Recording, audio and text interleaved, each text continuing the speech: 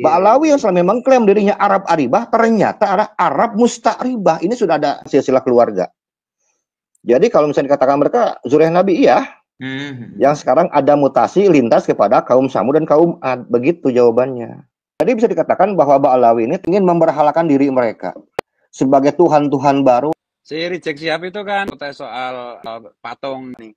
Ternyata Rizik Syihab itu maunya patungnya itu patung dirinya gitu. Dia sudah dijadikan berhala oleh pengikutnya. Jadi saya tanya ini, si Rizik Syihab sama si Anas itu mana yang Lata, mana yang Uzza?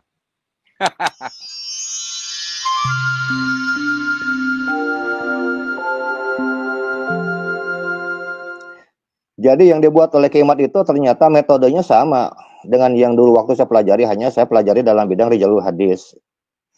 Jadi mirip sekali, kan gitu. Hanya beda mata pelajaran atau disiplin keilmuan yang berbeda. Jadi dulu itu saya nggak begitu tertarik dengan masalah nasab ini. Jadi sekali waktu saya ngantar istri ke pondok sekitar 8 bulan yang lalu ya, karena memang kebetulan kakak beliau adalah guru saya waktu di pondok. Jadi kakaknya bilang, Ji, cina, Mang, cina gitu. Itu katanya ada kiai dari Banten, namanya Kiai Haji Usman, Imaduddin Usman Al-Bantani, membantah nasabnya Ba'alawi katanya. Itu jadi ramai katanya, geger katanya. Coba dicari bukunya, coba dilihat. Kalau memang betul, katanya kan gitu, dan bisa dibantu, didorong, dikuatkan dengan yang dulu pernah dipelajari di pesantren, ya dibantu aja katanya, dibikin buku yang baru. Ya udah, saya bilang begitu. Nah, dari situ saya mulai mengumpulkan berbagai materi, kurang lebih 6 bulan.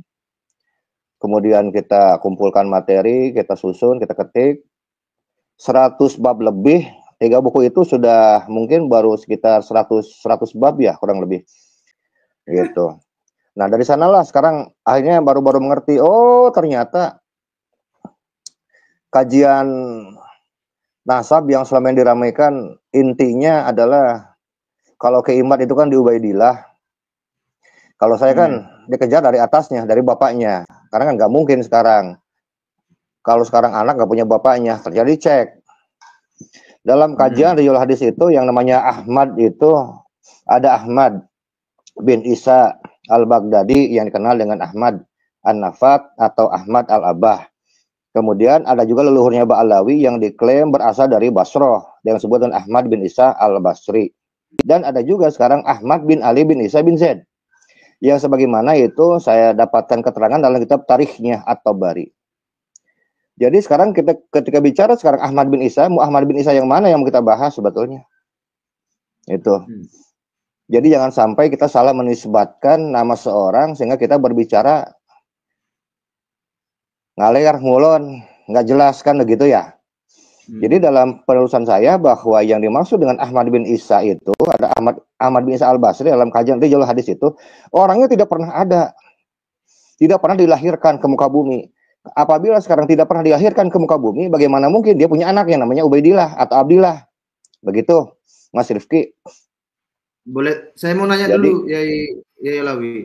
Berarti Ahmad bin Isa itu di dalam sejarahnya dikatakan sebagai salah satu perawi hadis, begitu? Sehingga diceknya melalui Rijalul Hadis, atau bagaimana, Yai? Oh iya.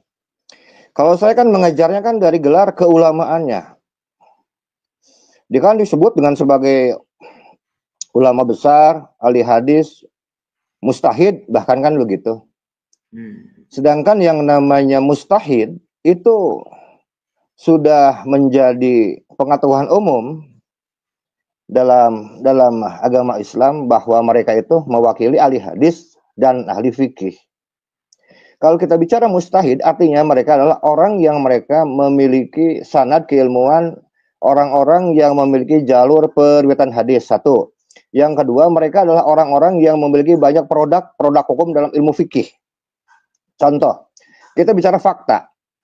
Yang namanya ulama, ahli hadis dan mustahid, contohlah Imam Abu Hanifah.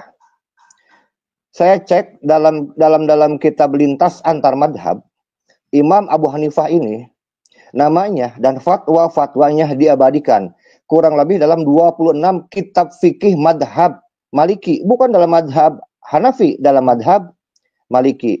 Imam Abu Hanifah disebut dalam 26 kitab-kitab fikih madhab Maliki itu 1.900 kali. Imam Syafi'i 1.900 kali. Imam Sufyan As-Sauri 190 kali. Kemudian Imam Al-Auza'i 130 kali. Kemudian Imam Ahmad bin Hanbal 100 kali. Jadi tidak ada satupun orang yang disebut dengan ulama besar, ahli fikih, ahli hadis dan mustahid yang tidak diriwayatkan dalam kitab fikih madhab, lintas fikih lintas madhab. Pertanyaan sederhana, lalu di manakah sekarang yang namanya Imam Ahmad bin Isa Al-Basri dan putranya Ubaidillah bin Ahmad Al-Basri yang katanya imam besar, seorang ulama, ahli hadis dan mustahid, diriwayatkan dalam kitab fikih lintas madhab yang mana, abad keberapa, saya pengen tahu. Ternyata tidak ada satupun. Dan setelah saya cek itu kurang lebih dulu itu saya cek itu 11.400 jalur periwayatan dan tidak ada zong sama sekali. Karena tidak ada, lalu bagaimana sekarang kita bisa mengisbat nasab seseorang, orangnya juga nggak ada, Mas Rifki? Ya Lawi, kan argumentasi dari Tuan Habib Alwi dan budak-budaknya itu kan tidak tercatat bukan berarti tidak ada, ya Lawi. Bisa jadi tidak tercatat.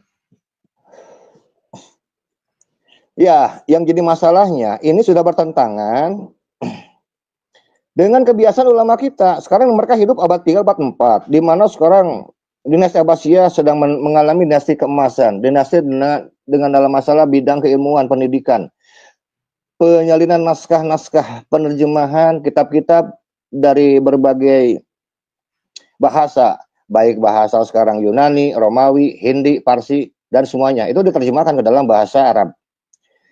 Ahmad bin Isa Al-Basri dan putranya itu hidup antara abad 3 dan 44, di mana memang sedang terjadi sekarang giroh atau semangat yang luar biasa dalam keilmuan. Kalau sekarang semua ulama, semua ahli hadis, semua ahli fikih, semua mustahid tercatat. Yang lahir pada abad ketiga sudah mulai dicatat pada abad ketiga dan abad keempat. Yang abad keempat mulai sudah dicatat, abad keempat, abad kelima dan seterusnya. Hanya ada 2 orang yang tidak tercatat dari sekian ratus para ulama, ahli hadis dan mustahid. Siapa namanya? Ahmad bin Isa Al-Basri dan putranya Ubaidillah bin Ahmad bin Al-Basri.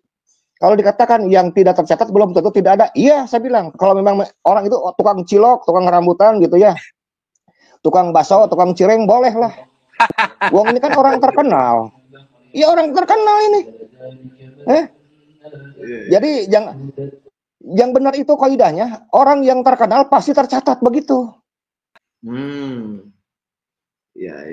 Jadi iya, sudah muter ngeles kemana-mana sampai harus pergi ke luar negeri, ya diongkosin, tetap aja balik-balik katanya bawa manuskripnya yang palsu. Saya bilangin gimana ceritanya. Saya mah saklek kan kajang rijalnya langsung. Rijal itu tidak bisa ditambahi, tidak bisa dikurangi, Mas Rifki. Contoh yang gampang, kita bicara fakta. Misalnya kita bicara sekarang kitab Sahih, ada Sahih Bukhari, Sahih Muslim, Sahih Ibnu Hibban, dan Sahih Ibnu Huzaimah. Ketika pemilik kitab ini wafat, otomatis tidak akan bisa bertambah yang namanya hadis-hadis berikut perawi hadisnya. Jadi tidak bisa ditambah dan tidak bisa dikurangi. Begitu pula dalam kitab-kitab sekarang Musnad, Mu'jam, Sunan, sebagainya. Perawi hadis itu sudah saklek, pasti akan tercantum. Kalau memang ada, yang mana? Dalam kitab apa? Maksudnya begitu. Itu Rumel itu itu mah menunjukkan manuskrip apa namanya sanad hadis palsu. Gitu. Palsu ya? Itu kan katanya kan manuskripnya abad ke-13. Dalam salah satu riwayat yang saya cari tracking itu katanya dikeluarkan oleh Imam At-Tirmizi. Kalau memang betul itu sahih berdasarkan sanadnya Imam At-Tirmizi, pertanyaan sederhana, lalu mengapa dalam kitab Sunan At-Tirmizi riwayat tersebut tidak tercantumkan? Kenapa? Ya, satu karena bukan ulama, dua karena tidak ada. Ya memang nggak ada. Sekarang kita dipaksa harus mengakui sekarang 2 orang ini sebagai ulama besar, ahli hadis, ahli fatwa, ahli fikih, mustahid. Tanpa punya karya, tanpa punya guru, tanpa punya murid, tanpa kita tahu sekarang di mana ngajarnya, tiba-tiba jadi mustahid, gimana ceritanya? Nyantrinya di mana ini sebetulnya? Nggak mungkin orang jadi ulama kalau nggak nyantri dulu tuh Kang. Dan nggak ada yang namanya mustahid yang tidak punya fatwa. Kok tiba-tiba ada seorang mustahid tanpa fatwa diglorifikasi? imam mujtahid luar biasa, katanya mengalahkan Imam Syafi'i. Ya mana karyanya? Kita pengen tahu dong. Gak ada seorang ulama yang tidak punya murid, tidak punya santri. Kita aja bukan mustahid, punya santri mah, punya karya tulis. Dan itu nyata, dan itu fakta. Kita bicara fakta, faktanya mana? Jangan muter-muter jawabnya gitu. Coba tunjukin aja kitabnya. Dalam kitab apa? Ya Lawi, berarti ini udah fix ya, pasti paten ya. Ya paten atau memang nggak ada orangnya. Itu ya Lawi, saya tuh penasaran dengan menelusuri 11.000 lebih jalur periwayatan itu berapa lama ya Lawi? 6 bulan. Jadi dicek satu-satu. Cek satu-satu. Nah, makanya nanti dalam buku yang kelima nanti kita akan sampaikan ini misalnya dalam kitab Tarikh At-Tabari. Yang namanya Abdillah, Ubaidullah. Terus Abdillah itu siapa aja, bin siapa, nanti semuanya akan dirunut satu-satu. Yang namanya Ahmad itu Ahmad bin siapa aja yang ada. Satu kitab kita runut satu-satu. Makanya tunjukkan sama saya. Dalam kitab apa ada itu? Yang disebut ada itu. Terkonfirmasi dalam kitab apa sebetulnya? Saya sudah tracking satu-satu kok. Kurang lebih 50 kitab saya tracking itu, nggak main-main kan saya itu. Gampang jawabnya. Ini ada dalam kitab abad 3, 4, 5, 6. Tinggal bilang gitu aja. Kitabnya kitab apa? Makanya yang paling gampang, ini kita bicara fakta. Sekali lagi, tidak ada seorang ulama, ahli hadis, ahli fikih, dan mujtahid yang tidak tercatat dalam kitab fikih lintas madhab. Karena semua bisa tercatat kok, seperti tadi Imam Abu Hanifah tercatat dalam kitab-kitab sekarang madhab Maliki. Itu saya belum bicara tentang sekarang Imam Syafi'i tercatat dalam kitab apa saja, Imam Ahmad tercatat apa saja, kemudian para mujtahid lain yang sekarang tidak ada madhabnya, mereka tetap tercatat namanya Kang. Fatwa-fatwanya ada, tetap hidup. Karena dalam Al-Quran surat Yasin, dalam surat Yasin ayat 12 sebutkan kan, Inna nahnu nuhyil mauta wa naktubu qaddamu wa asarum. Ciri orang hidup itu harus punya sekarang asarul hayah, harus ada jejak peninggalan kehidupannya. Itu mutlak, itu Quran ini yang ngajarin sama kita. Nah sekarang orang biasa aja harus ada jejaknya. Sekarang ulama besar, mujtahid luar biasa, bisa mengalahkan Imam Syafi'i. Sekarang nggak ada asarul hayahnya, nggak ada jejak peninggalannya. Gimana ceritanya? Terus kita harus yakin, harus iman begitu aja? Ya nggak bisa tuh. Tapi kalau nggak percaya katanya tidak dapat syafaat Nabi, ya Lawi. Jadi kita dipaksa untuk percaya ini. Oh dia sudah ngobrol sama Kanjeng Nabi begitu? Gitu? Kapan ngomongnya? Nah ya Lawi, itu kan berarti kesimpulannya kan dari kajian Yaya Lawi itu udah paten lah, udah fix bahwa Klan Habib Alwi itu bukan zuriyah Nabi. Nah itu di buku enggak, bentar Mas, mereka itu zuriyah Nabi, cuman bukan zuriyah Nabi Muhammad, jangan salah. Oh, gimana? Yang lengkap gimana? Gimana? Ya kan dalam buku yang kedua itu kan saya tuliskan tentang silsilah keluarga mereka. Bahkan waktu saya bedah buku sekarang di Bali, kan saya sampaikan bahwa klan Ba'alawi ini ada kemungkinan besar mereka ini, kalau kita bicara silsilah keluarga itu, klan Ba'alawi ini berasal dari dinasti Himrid, dari dinasti Fatimiyun, kemudian dari dinasti Himrid, kemudian dari dinasti Seba, dari dinasti Qutban, dari dinasti Ma'in, dari kaum Samud, dari kaum Ad, kemudian dari Bani Aus, dari Bani Iram, dari Al-Fashad bin Sambinuh, begitu urutannya. Itu berdasarkan silsilah keluarga. Jadi kalau misalnya dikatakan mereka zuriyah Nabi, iya. Nabi ini dari mana? Nabi Nuh. Yang sekarang ada mutasi lintas kepada kaum Samud dan kaum Ad. Begitu jawabannya. Kaum Samud ya? Kaum Samud sama kaum Ad ya? Iya. Itu saya mendapatkan keterangan itu dalam kitab-kitab. Itu saya satukan kitabnya. Yang pertama dalam kitab Tarikh At-Tabari, dalam kitab Tafsir Al-Jamal Ibnu Asir, kemudian dalam kitab Bidayah wa Hinayah. Jadi saya satukan, jadi baru ketahuan, oh dari sini. Jadi kalau dari Rijalul Hadis itu, jadi karena dia bicara tentang rijal, tentang seseorang, jadi kita akan bicara tentang identifikasi seorang dari alif sampai iya. Dan yang pertama itu namanya dulu, nama bin siapa, berasal nanti dari bangsa apa. Keduanya kita akan bicara, setelah itu bicara sekarang ibu bapaknya. Ibu bapaknya punya anak berapa, istrinya berapa, terus anaknya apakah jadi ulama semua atau tidak. Setelah itu kita akan bicara tentang pujian ulama yang hidup sejaman dengan orang tersebut. Pujiannya seperti apa? Setelah selesai pujiannya, kemudian kita bicara juga tentang sekarang perkembangan ilmu pengetahuan. Kalau misalnya beliau menjadi seorang mujtahid, seorang ulama, kita akan mengetahui tentang karya-karya beliau apa saja. Terus sekarang kita akan bicara setelah itu guru-guru beliau siapa, guru Qur'annya siapa, guru hadisnya siapa, guru tarikhnya siapa, guru balaghahnya siapa, dan guru-guru yang lainnya. Kemudian kita akan bicara setelah itu adalah tentang murid-muridnya. Murid-muridnya siapa saja, akan dituliskan sana murid-muridnya. Setelah itu selesai, nanti kita bicara tentang cara ibadahnya, kemudian sosialisasi di masyarakatnya, pertemuan mereka dengan ulama di zamannya, dan akan ditutup dengan wafatnya tahun berapa, di mana, dan bagaimana keadaannya waktu meninggal dunia. Seperti itu yang namanya rijalul hadis itu. Jadi madhabnya akan ketahuan. Ya ini madhabnya apa? Madhab fikihnya, kemudian sekarang madhab dalam bidang tauhidnya, dalam politiknya seperti apa, itu adalah kajian rijalul hadis itu, Kang. Nah, ini yang menarik ini Mas Rifki. Ini Rabita Alawiyah harus memberi penghargaan kepada Kiai Alawi karena telah berhasil memberitahukan mengenai nasabnya para Habib Alwi ini yang ternyata keturunan dinasti Fatimiyun, Himyar, terus apa tadi itu? Kaum Ad, Samud. Kaum Ad, Samud sampai Nabi Nuh. Nah, ini ini harusnya Rabita Alawiyah itu kasih penghargaan kepada Kiai Alawi.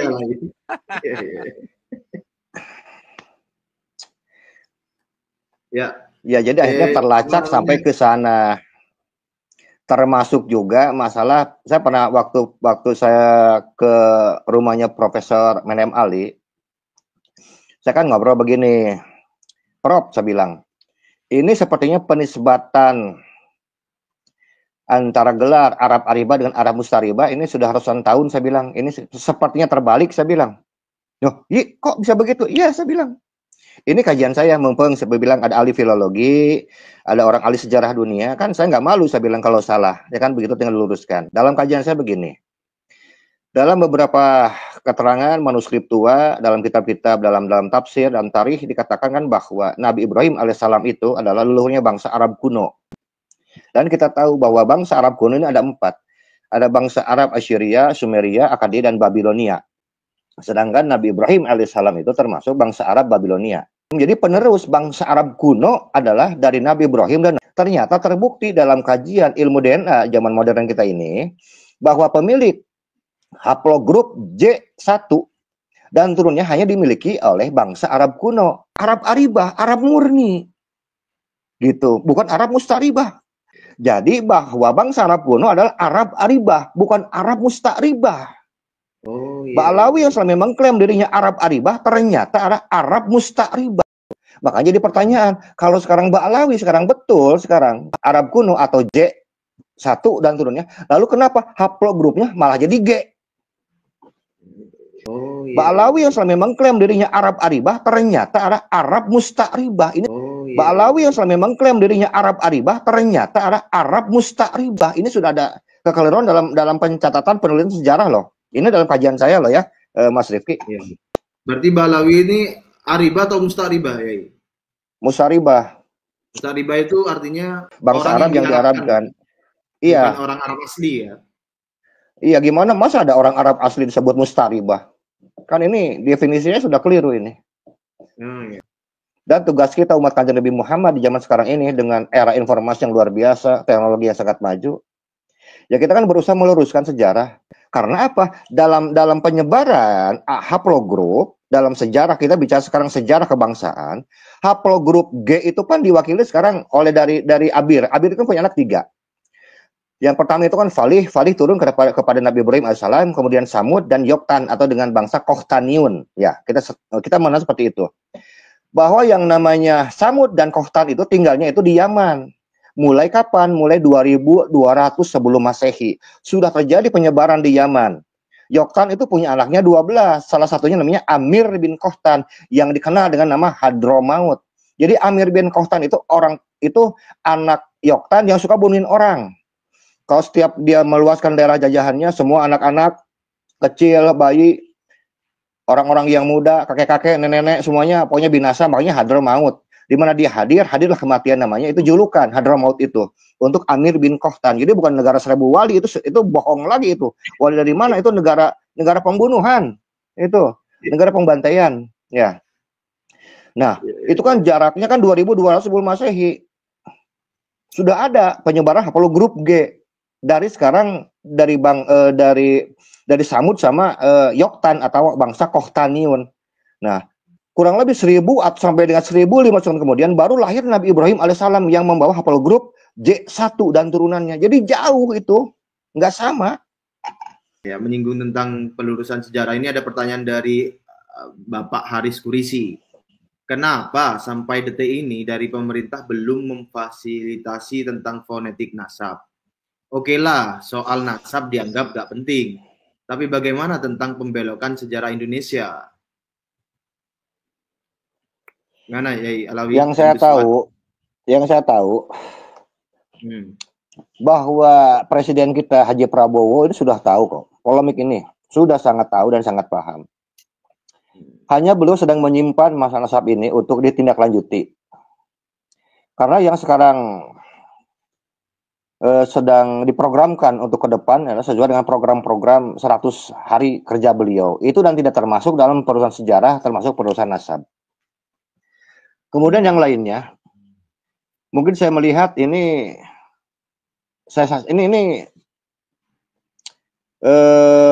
secara pribadi saya melihat bahwa urusan nasab ini mungkin akan digelindingkan begitu saja dan akan ditangani oleh para kiai-kiai dan para pejuang di Nusantara sampai pada waktunya baru pemerintah akan turun tangan. Mungkin seperti itu.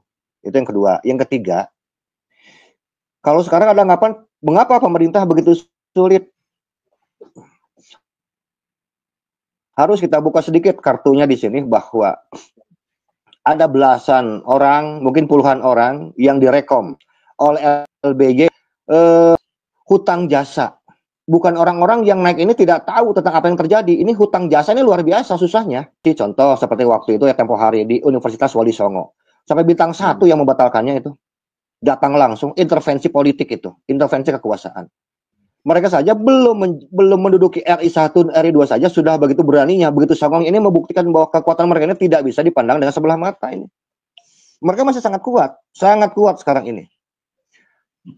Hanya tinggal menunggu kematian 2 orang yang diberhalakan. Mungkin kalau 2 orang yang diberhalakan ini mati, ya mungkin akan semakin mudah lah untuk kembali menasionalisasikan atau mengembalikan sekarang kejayaan tentang Islam Nusantara dan juga tentang ideologi Pancasila. Mungkin dalam pandangan seperti itu, tapi barangkali Gus Fuad ada pandangan lain. Ya mau nggak Gus ditambahkan? Jadi yang dimaksud moga-moga cepat mati itu si Lutfi bin Yahya sama Rizik Syihab gitu apa gimana? Yang jelas dong. Kalau menurut berbagai sumber dari berbagai riwayat dan jalur, ya itu yang paling soheh gitu. Ya, masalahnya itu gini loh. Kadang-kadang itu gini ya. Ya, mohon maaf ya dengan segala hormat saya kepada pemerintah gitu. Sebenarnya Pak Prabowo itu kan dipilih oleh rakyat Indonesia. Saya tidak percaya kalau ada Habib Pak Alwi yang mau memilih Pak Prabowo, itu saya nggak percaya gitu. Mereka semua kan ke Anies Baswedan. Jadi ya sebenarnya apa yang dilakukan Lutfi bin Yahya atau yang lain mengenai membela Pak Prabowo itu, saya itu nggak percaya kalau Lutfi bin Yahya itu nyoblos Pak Prabowo. Lutfinya aja nggak, apalagi Habib yang lain gitu loh. Tapi mereka dengan pintar, dengan pandai menjual kepalsuan dukungan gitu ya. Dukungan mereka itu kan palsu sebenarnya. Maksudnya palsu itu tidak menghasilkan satupun suara gitu. Mereka semua kan ke Anies Baswedan. Jadi mengenai membela Pak Prabowo itu nggak ada suaranya. Saya itu nggak percaya kalau Lutfi bin Yahya itu nyoblos Pak Prabowo. Lutfinya aja nggak, apalagi Habib yang lain. Gitu. Jadi ya seharusnya ya pemerintah itu tidak perlu merasa berutang budi kepada si Lutfi bin Yahya dan kawan-kawannya. Karena Lutfi bin Yahya sendiri saya nggak percaya kalau milih nyoblos Pak Prabowo. Ya Lawi, katanya kalau menentang guru atau berbeda dengan guru itu sanad ilmunya batal gitu. Sanad ilmu Islamnya batal ya Lawi. Oh. Ya itu kan itu mazhabnya Gus Kausar, kan saya nggak ikut dengan beliau. Mazhabnya Gus Kausar. Ya itu kan mazhabnya Gus Kausar, saya nggak ikut dengan beliau. Saya boleh tambahkan ini. Monggo, silakan. Itu kan ada la ta'ata li makhluqin fi maksiatillah. Tidak ada ketaatan kepada makhluk siapapun itu gitu. Kalau urusannya maksiat kepada Allah. Kan itu. Wa in jahadaka ala an tusyrika bima laisa laka bi ilmun fala tutihuma wa sahibhuma fid dunya ma'rufa kan gitu. Jadi guru itu sebenarnya kan semacam tukang ojek yang membawa kita kepada guru sejati yaitu Rasulullah. Nah, kalau tukang ojeknya itu mau ngajak masuk jurang neraka ya kita harus loncat turun. Gitu. Gurunya didoakan mudah-mudahan belok gitu loh. Itu Ya, kalau bahaya ya berarti dengan keterpaksaan supirnya harus cepat-cepat kita ganti, Gus, kan gitu. Supaya banyak orang masuk jurang. Dan sopirnya suruh berhenti jadi sopir gitu loh. Makanya saya bilang kiai yang masih bela Habib itu berhenti jadi kiai aja gitu. Karena itu ibarat sopir membawa banyak penumpang yang kalau menurut Pak Alawi itu pasti masuk neraka masalahnya itu. Hakul yakin, ainul yakin. Nah, itulah. Pak Alawi itu bikin agama baru kan itu. Berhenti jadi kiai gitu loh. Kalau nggak berhenti jadi kiai ya berdoa aja supaya cepat mati gitu. Supaya tidak terlalu banyak yang dibawa ke neraka.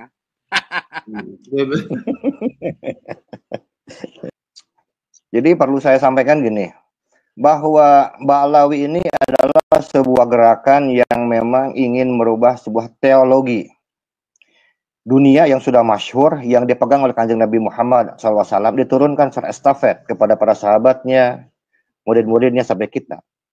Kemudian mereka membuat sebuah teologi baru yang berusaha sekarang dibuat menjadi terstruktur, tersistem.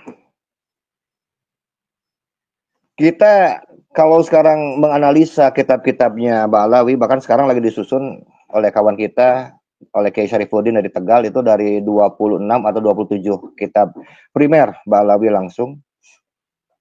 Kita akan membuktikan bahwa mereka itu betul-betul sedang menciptakan teologi di dunia kita yang baru ini. Mereka menciptakan berbagai keyakinan yang berbeda dengan Kanjeng Nabi Muhammad SAW, berbeda dengan para sahabat, yang berbeda dengan sekarang umat-umatnya secara umum.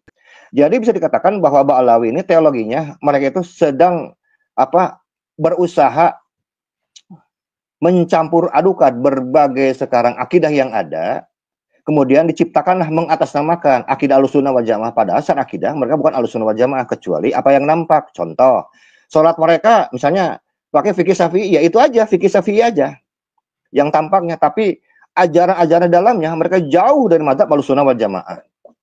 Kita tahulah bagaimana sekarang mereka sekarang mengklaim bahwa leluhurnya namanya Faqih Muqaddam itu bisa sampai 70 kali ya Isra wal Mi'raj ketemu sama Gusti Allah. Kan itu sudah salah, itu sudah sesat dan menyesatkan, karena dalam Al-Qur'an katakan an-nabiyyu aula bil mu'minina min anfusihim, bahwa Kanjeng Nabi Muhammad itu paling utama dibandingkan orang-orang yang beriman dan diri mereka sendiri. Kalau kita mau melihat berbagai tafsir yang masyhur, bahwa tidak ada sekarang satu orang pun setelah Nabi Muhammad dan sebelumnya yang mampu menyaingi mukjizat Kanjeng Nabi Muhammad SAW. Kok bisa sekarang sampai 70 kali? Ini sudah masuk dalam bab akidah. Terus bagaimana katanya salah satu leluhur mereka mampu memadamkan api neraka? Kan ini gila, saya bilang. Ini sesat ini. Terus sekarang kita tanya, hadis masyhur, al-jannatu tahta aqdamil ummahat. Surga itu berada di bawah telapak kaki ibu. Enggak ada di bawah sekarang telapak kakinya Ba'alawi itu. Jadi jelas bahwa yang memberikan syafaat itu ibu kita loh, Gus. Ibu kita loh. Ibu bapak kita. Leluhur kita. Makanya kita wajib mencintai leluhurnya orang-orang Nusantara. Itu ibu bapak kita, kakek-kakek kita, buyut-buyut kita. Ini lebih utama kita muliakan mereka dibandingkan sekarang memuliakan Ba'alawi lah. Memangnya mereka itu siapa gitu loh? Kok bisa memberikan sama-sama kita? Dari mana dalilnya? Kecuali dengan menggunakan tafsir-tafsir yang salah, yang menyesatkan pada umat. Nah, inilah akibatnya husnudon itu, tanpa ilmu begitu. Husnudon bila hujah bahwa batil. Berbaik sangka tanpa hujah itu artinya kita butuh data otentik. Kita butuh keterangan yang valid, yang kuat, yang sahih. Ya semuanya batil. Ya Lawi, berarti ini Klan Nabi Balu ini termasuk sekte di dalam Islam atau ya, bikin sekte agama baru? Ya Lawi. Iya, sekte. bisa sekte, bisa agama baru. Kalau saya sebetulnya bagaimana definisi kawan-kawan? Kalau saya kan disebut sekte juga masuk, agama baru juga masuk, ya kan begitu.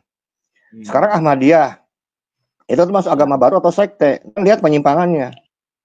Bahkan penyimpangan sekarang secara akidah Ba'alawi ini jauh lebih banyak. Kalau kita bicara dibandingkan sekarang Ahmadiyah.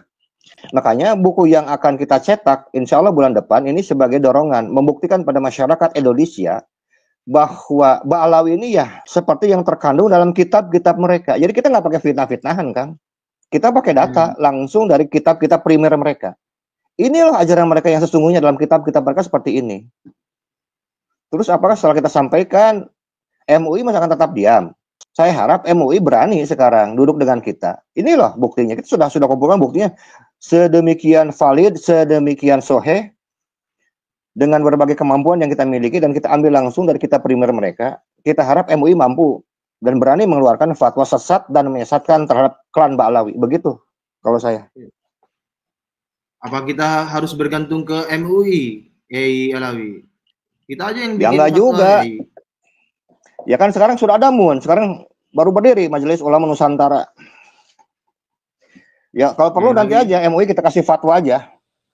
Ini kan cuma masalah ngadu. Iyalah, ini cuma masalah ngadu data, ngadu fatwa. Fatwa itu berarti berdasarkan data, berdasarkan dalil yang valid. Kuat mana sekarang dalil kita dengan dalil MUI? Gitu.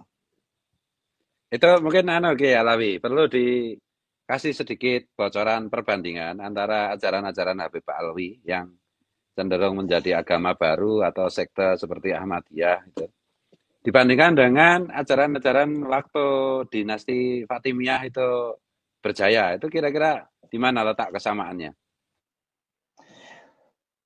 Kesamaannya itu Gus dalam pemberhalaan. Jadi mereka menciptakan kan teologi, mereka harus mencari seorang idola, seorang tokoh yang mampu diberhalakan. Nah, inilah yang terjadi dalam dinasti Fatimiyah, kemudian sekarang kan diadopsi sekarang ya oleh Ba'alawi. Contoh lah, kan dalam buku saya itu dikatakan juga, saya terangkan di sana. Bagaimana sekarang ada penisbatan imam besar, imam jumbo. Ini kan mirip-mirip dengan kaidah Syiah. Dalam Al-Sunnah itu tidak pernah dikenal pertama. Penyebutan imam besar, imam jumbo ini kan ingin menjustifikasi bahwa pimpinan mereka adalah seorang imam yang memang harus diakui oleh umat muslim di Indonesia. Makanya kalau mereka bilang itu imam muslim di Indonesia. Jadi sudah mulai diklaim bahwa Pak Rizik Syihab itu sebagai imam muslim buat mereka. Ini kan tujuannya ingin memberhalakan diri mereka.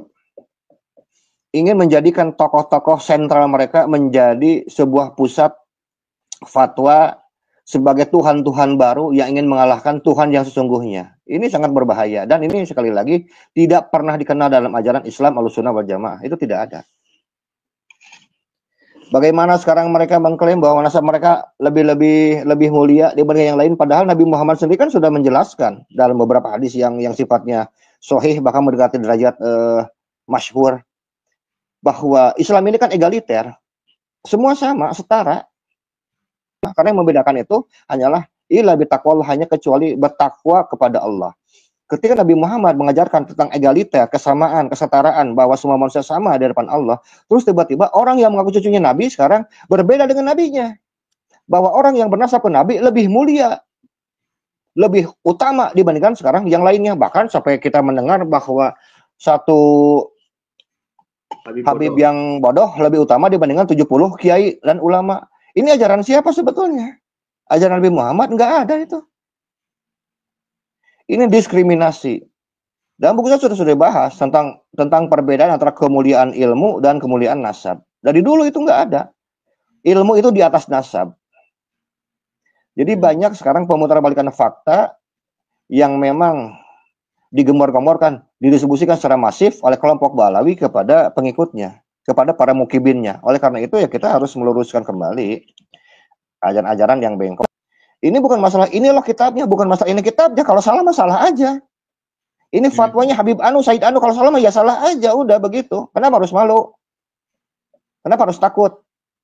Apa kita pernah mendengar pembelaan sekarang klan Ba'alawi dari sekian puluh fatwa sekarang leluhurnya yang menyatakan bahwa leluhur kami dalam kitab Anu telah menyatakan anu dan kami menyatakan bahwa ini adalah sesat dan menyesatkan, tidak sama dengan dawuhnya Kanjeng Nabi, tidak sama dengan dawuhnya sekarang Kiai anu dengan ulama anu. Ada nggak sekarang pembelaan seperti itu? Nggak ada. Kenapa? Kok sekarang penyesatan dibiarkan? Artinya kalau dari situ ya Lawi, seluruh Habib itu ya katakanlah ya, ideologi atau teologinya sama ya, cuma tidak dinampakkan ke publik gitu ya. Ya harus dinampakkan atau justru itu kesalahannya. Kalau mereka ingin kita menilai mereka beda, ya mereka harus speak up, harus bicara. Kami berbeda akidahnya dengan leluhur kami. Harus bicara. Selama mereka tidak bicara, jangan salahkan apabila rakyat Indonesia masih tetap menghukumi bahwa semua Habib sama. Itu kan salah mereka, bukan salah kita. Yang menarik itu gini, pemberhalaan tadi ya, pemberhalaan. Jadi mereka mengajarkan mengenai pemberhalaan itu.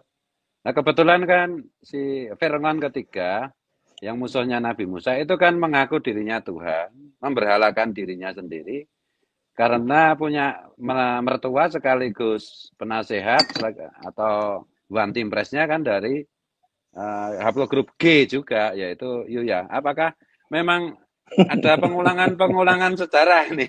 Kiai, mungkin perlu dijelaskan Kiai Alawi mengenai hal ini lebih Kalau panjang. saya coba mengutip salah satu firman Allah dalam Al-Qur'an itu, amsalan beribuhal linasi wa mayyakir ilal alimun. Allah sudah memberikan perumpamaan, maksudnya perumpamaan di muka bumi ini. Contoh-contoh yang luar biasa di muka bumi ini. Dan hanya orang-orang yang berilmu saja yang mampu memahami berbagai perumpamaan ini. Jadi, sejarah ini akan terus berulang. Hanya aktornya yang berbeda, Gus. Dan kita yakin seperti itu. Saya mau jadi ingat hal lain ini, Kiai Alawi dan Mas Rifki. Si Rizik Syihab itu kan tahun-tahun kemarin di Jawa Barat kan protes soal patung yang dibuat oleh pemerintah daerah gitu. Saya jadi paham nih sekarang setelah penjelasannya Kiai Alawi ini. Ternyata Rizik Syihab itu maunya patungnya itu patung dirinya gitu loh. Patung Rizik lah itu FPI nggak akan protes. Betul. Karena makanya kita wajib menghancurkan patung Rizik Syihab. Wajib kita tuh karena dia sudah dijadikan berhala oleh pengikutnya. Oh iya bahaya nih Gus. Betul. Bahaya. Dan gitu. Ada video beredar itu kan dulu ada orang berdoa di depan baliho besar gambarnya Rizik Syihab. Dan betul. Ini kemarin juga ada video juga di mihrab di pengimaman sekelompok orang itu di depannya itu ada fotonya Habib ini gimana ini? Lah iya, kalau patung-patung yang dibuat pakai semen, pakai pohon itu kan mereka tidak bisa menggerakkan massa. Tapi patung-patung yang dijadikan berhala ini yang mampu menggerakkan massa, mampu demonstrasi, mampu sekarang menyerang, membabi buta, mampu sekarang bersifat anarkis. Lah kan ini harus kita hancurkan sebetulnya. Makanya dikatakan ini pemberhalaan. Makanya bahaya sekali gerakan Balawi ini. Ini nanti kaitannya dengan dinasti Fatimiyah dan si Yuya dukunnya Fir'aun itu. Pemberhalaan yang dilakukan oleh para Habib ini dalam rangka gerakan politik gitu. Gerakan politik untuk mengokupasi bahkan mengakuisisi bahkan menguasai wilayah gitu. Itu gimana dalam konteks sejarahnya Fatimiyah gitu. Fatimiyah itu kan melakukan kooptasi itu kan pertama dia kooptasi sejarah, kooptasi budaya, kooptasi tradisi, kemudian terakhir itu kooptasi umat. Kooptasi umat itu caranya bagaimana? Iya dengan sekarang membuat sekarang fatwa-fatwa yang ditarji yang paling tinggi dan dilegalkan sekarang oleh pemerintah setempat untuk menggeser fatwa-fatwa yang telah ada. Ini kooptasi keumatan. Kalau zaman sekarang yang dikooptasi ini kan tentang fatwa-fatwa ini kan jelas ormas terbesar di dunia yaitu Nahdlatul Ulama. Makanya kita bisa lihat bagaimana pengkooptasian terhadap pengurus-pengurus sekarang PBNU, PCNU dan MWCNU ini namanya kooptasi keumatan. Ini sudah dalam tingkat terakhir. Kalau sekarang kita sebagai warga Nahdlatul Ulama dan sebagai warga negara Republik Indonesia tidak melakukan perlawanan, pelurusan terhadap sejarah ini, sebentar lagi NKRI ini ideologinya akan berganti menjadi ideologi Ba'alawi ini. Ini sangat berbahaya. Jadi betul, Gus. Ini yang dilakukan oleh Fatimiyah ini adalah semuanya gerakan politik. Makanya pernah saya sampaikan dalam beberapa kesempatan waktu saya ceramah. Sekarang gerakan ini sampai 5 tahun ke depan ini tidak akan berhenti. Dan sudah ada datanya bahwa pesantren-pesantren yang mengadakan dan mengundang sekarang kelompok Ba'alawi ini adalah kelompok-kelompok salah seorang pendukung calon presiden yang kemarin gagal. Ini semuanya sudah teridentifikasi dengan baik. Sudah terpetakan dengan sempurna. Ya betul, Anies Baswedan itu. Jadi mereka itu sekarang kantong-kantongnya Anies Baswedan. Jadi gerakan politik untuk menjaga suara-suara kantong pemilu mereka 5 tahun ke depan masih tetap hidup. Jadi ini bahaya urusannya. Jadi saya tanya ini, si Rizik Syihab sama si Anies itu mana yang Lata, mana yang Uzza?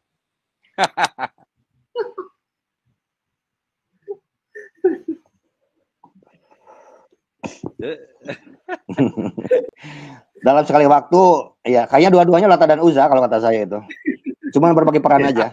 Dalam berbagai kondisi mereka bisa tukeran fungsi itu, Gus. Iya. Dari Ibu Yuli 71. Kiai Gus Fuad mau tanya, dulu aliran Ahmadiyah yang meyakini ada nabi lagi setelah Rasulullah bisa dibubarkan. Kapan Ba'alawi bisa dibubarkan karena sesat alirannya Fakih Muqaddam setara Tuhan? Saya jawab dulu ya. Saya agak Jadi gini ya, saya tidak setuju Ahmadiyah dibubarkan. Tapi mereka harus mengaku mereka Ahmadiyah. Saya tidak setuju orang Syiah itu diganggu. Saya tidak setuju, gitu loh. Karena negara kita itu menjamin tiap-tiap kepercayaan. Tapi mereka harus ngaku Syiah. Gitu aja. Saya juga tidak berkeberatan kalau para Habib itu mereka mengaku mendirikan agama baru, gitu. Atau mereka mengaku Syiah yang Ismailiyah dan lain-lain. Kalau declare mereka jelas, kami itu punya agama baru kok. Lah itu malah nggak apa-apa. Kita nggak akan persoalkan gitu loh. Tapi masalahnya kita persoalkan mereka itu bikin agama baru, setidak-tidaknya sekte baru, tapi mereka mengaku Ahlussunnah wal Jamaah. Mereka mengaku Ahlussunnah wal Jamaah An-Nahdliyah. Mereka ngaku NU, masalahnya gitu loh. Kalau mereka ngaku ini Habib itu punya agama baru kok yang didasarkan pada ajaran halusinasi dan didasarkan pada data palsu. Oh, kan bebas. Dan malah enggak apa-apa gitu loh. Sama aja dengan misalnya aliran kepercayaan apapun, kan kita wajib menjaga mereka. Cuma jangan ngaku-ngaku mereka NU, jangan ngaku-ngaku mereka Ahlussunnah wal Jamaah. Gitu. Mungkin Kiai Alawi bisa menambahi atau membatalkan jawaban saya. Nggak mungkin, saya sepakat kok. Sama. Indonesia kan sudah menjamin kepercayaan keyakinan apapun selama mereka berpancasila. Jadi saya itu tidak yakin mereka itu orang yang berpancasila, kecuali ngaku-ngaku berpancasila, ngaku-ngaku berideologi Pancasila. Karena tidak mungkin orang yang berpancasila itu akan bikin makam-makam palsu. Tidak mungkin sekarang akan membelokkan sejarah, mengganti sejarah, ngaku-ngaku. Saya yakin mereka itu tidak Pancasila. Saya yakin mereka tidak Bhinneka Tunggal Ika. Berdasarkan kitab-kitab yang mereka tulis, ajaran-ajaran leluhur mereka itu bertentangan dengan Pancasila, bertentangan dengan Bhinneka Tunggal Ika. Jadi kalau Kiai Alawi itu masih ragu, kalau saya sangat yakin mereka itu bertentangan dengan Pancasila. Jadi saya koreksi, kalau mereka ngaku beragama baru, beragama Habib Ba'alawi, itu judulnya agamanya adalah agama Habib Ba'alawi, itu pun saya koreksi. Kalau ajarannya masih sama, itu berarti bermusuhan dengan Pancasila, berarti tetap saya habisi. Dan harus keluar dari NKRI. Betul. Siapa saja yang tidak setuju Pancasila dan Bhinneka Tunggal Ika, mereka jangan tinggal di Indonesia. Gitu. Ada transfer dari Kori Bangladesh itu ya Alawi? Gimana itu? Iya, udah viral katanya kan saya itu nantangin Kori katanya kemarin waktu saya datang ke ke pondoknya Gus Muwafiq itu kan Kiai Syarifuddin itu. Ya Alawi siap, katanya siap, saya bilang. Tempatnya tapi di pondoknya Gus Muwafiq, bukan di podcast, saya bilang. Kalau di podcast nggak kelas, saya bilang. Saya nggak mau. Satu. Yang kedua, yang mau dibahas kalau masalah bab nasab itu cukup dengan keiman, saya bilang. Kalau ilmu rijal hadis dengan saya boleh. Tapi kan dalam beberapa video saya itu kan sudah banyak yang saya sampaikan dan tidak ada yang bisa menjawab sampai sekarang. Kalau sudah siap jawabannya, ayo kita ketemu kapan. Selama Tuan Kori belum bisa sekarang menjawab pertanyaan saya, buat apa ketemu? Kalau ketemu juga tetap nggak akan bisa jawab soalnya. Enggak, salahnya itu gini loh. Salahnya itu Kiai Alawi atau Kiai Imad kalau nanggapi Qori itu salah. Orang stres kok ditanggapin. Dia ngomong keluar-keluar ada bukti baru. Mana setiap dia keluar di medsos itu nggak ada bukti baru kecuali cuma hahaha aja. Tapi lumayan lah, saya dukung Qori itu bela Habib itu. Kemarin belum bela Habib itu ompongnya itu belum dikasih gigi palsu. Sekarang setelah bela Habib nyatanya bisa beli gigi palsu kan. Lah kan ada peningkatan itu loh. Itu prestasi. Ada berkahnya gitu. Kalau selometannya nggak usah ditanggapi, orang gila kayak gitu. Orang stres ditanggapi. Dan itu gitu ya. Kiai Alawi, beliau merupakan penulis 3 buku tentang isu klan Habib Alwi ya. Ya. Yang pertama berjudul Konspirasi Yahudi dan Rungkatnya Dinasti Ba'alwi. Yang kedua, Nusantara Terjaga. Nusantara terjaga di tengah arus kesesatan sekte Ba'alwi. Yang ketiga, Konspirasi dan Rungkatnya Nasab Ba'alwi di Nusantara. Kita itu masih ada edisi keempat sama edisi kelimanya yang masih disusun, Mas Rifki ya. Jadi belum sekarang selesai. Ini ya. Masih banyak. Kan 3 buku udah terbit. Iya. Berarti nanti ada buku keempat, kelima. Ya, betul. Gitu. Mungkin nanti buku yang kelima itu bisa dikatakan itu murni kajian Rijalul Hadis. Jadi memang saya simpan bom atomnya itu memang di buku terakhir. Jadi masalahnya itu gini ya,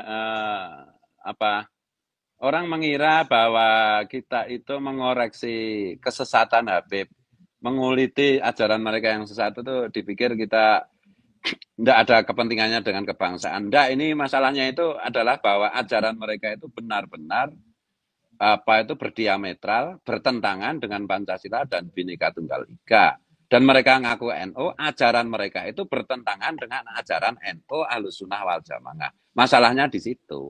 Jadi nggak ada kepentingan apapun kecuali bahwa kita meluruskan saja, gitu loh. Jadi untuk teman-teman di luar Nahdlatul Ulama itu, di luar orang Muslim, nah itu patut memperhatikan hal ini bahwa ajaran Habib Alawi turun-temurun itu bukan ajaran Islam.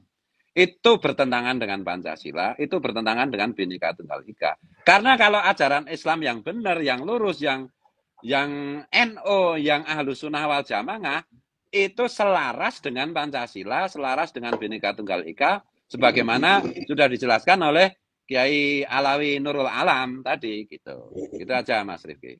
Ya, baik, terima kasih. Assalamualaikum warahmatullahi wabarakatuh. Waalaikumsalam warahmatullahi wabarakatuh.